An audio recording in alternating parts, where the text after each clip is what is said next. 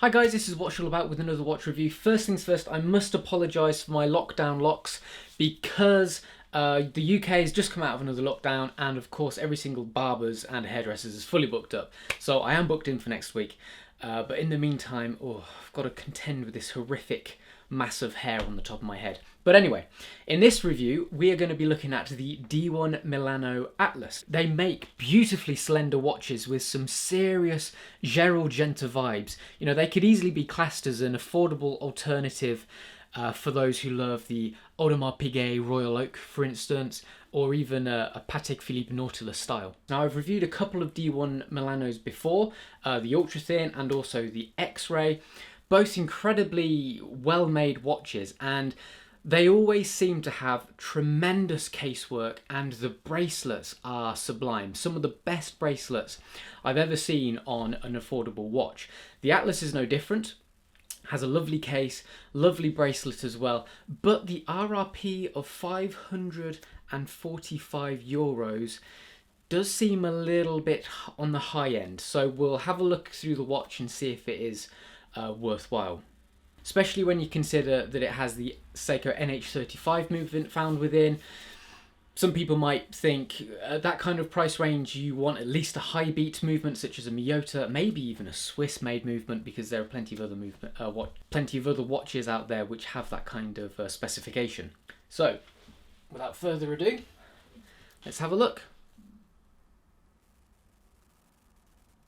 So this is the D1 Milano Atlas. So how does it wear, first of all? Well, I have approximately a 7-inch wrist, and for me it wears really nicely. It has a 41.5mm diameter, which I think suits my wrist size just right. Very slender height as well, of just 11mm, if you can see it there. And a lug-to-lug length. It has got integrated lugs, so take the lug-to-lug length with a pinch of salt, but even so, 49.6mm is still a pretty reasonable lug-to-lug length. So all the dimensions are really, really good, really comfortable, especially for a wrist such as mine. So whilst, you know, the 41.5mm diameter might sound relatively, you know, on the slightly large side, the fact is the downturned lugs provide a really nice hug of the wrist, and it certainly doesn't wear quite as large as that. But also thanks to the relatively dumpy links, it ensures that it hugs the bracelet, really malleable, just for a very comfortable wear. Looking at the case at all angles, there's barely a curve in sight. Instead, D1 Milano have opted for an extremely angular and aggressive style of case with pronounced angles, edges and corners. It's impressively machined, showcasing very definite lines and extremities. If you just run your finger, for instance, along these corners, along these beveled edges, you can really feel that high-level machining that's gone into play here. The case is fully brushed apart from 4 angles on the bezel, which provide a bit of glitz and glamour. They're polished to an otherwise rather industrial vibe. The overall quality and construction is done to a very high standard, with all of these sharp corners and very tidy finishing throughout. The flat sapphire crystal has a very effective anti-reflective coating on the underside, beautifully clear, provides a very pleasant viewing experience of the dial as well. Really does showcase the dial really nicely. Moving on to the hexagon screw-in crown, it has a very clean and crisp beveled edge, super easy to grip and to use as well. Very sharp, clean, crisp edges as per the rest of the watch. Now, it has a 50 meters water resistance, which in my eyes is a little bit of a disappointment, especially considering it has a screw-in crown.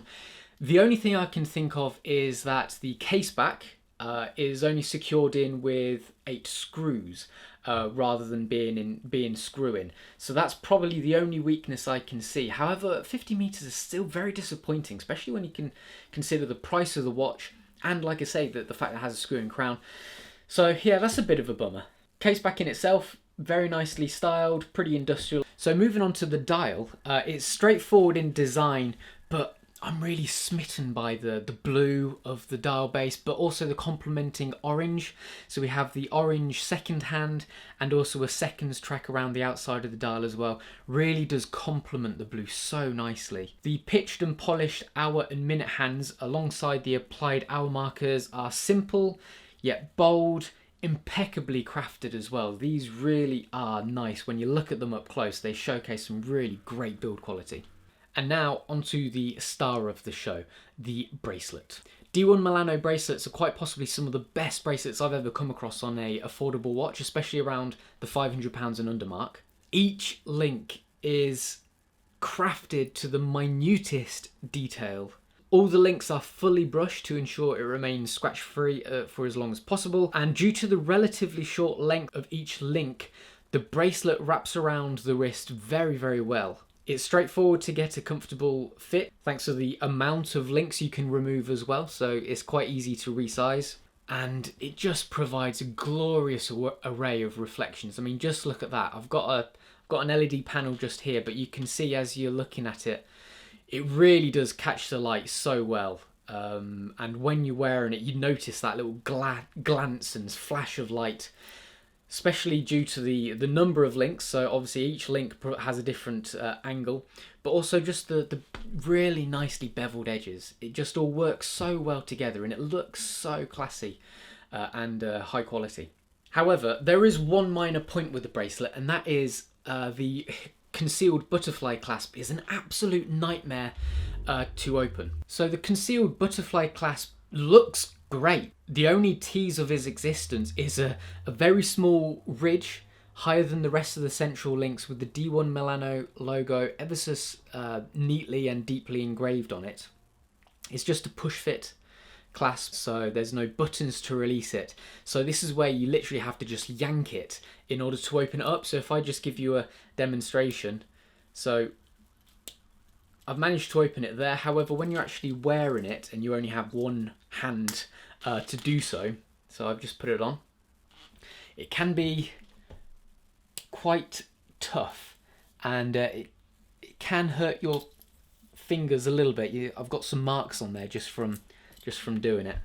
Obviously, it comes with a good positive. The fact that it's that stiff means it is ultra secure. It's not going to just pop off willy-nilly and you're not going to lose your watch. However, you know, just be nice if it feels a little bit easier to use. I'm sure in time it probably will loosen up though, to be honest. So now onto the question that everybody's probably asking, the price, €545. You know, the question is, how can they justify that price for a watch only housing the Seiko NH35?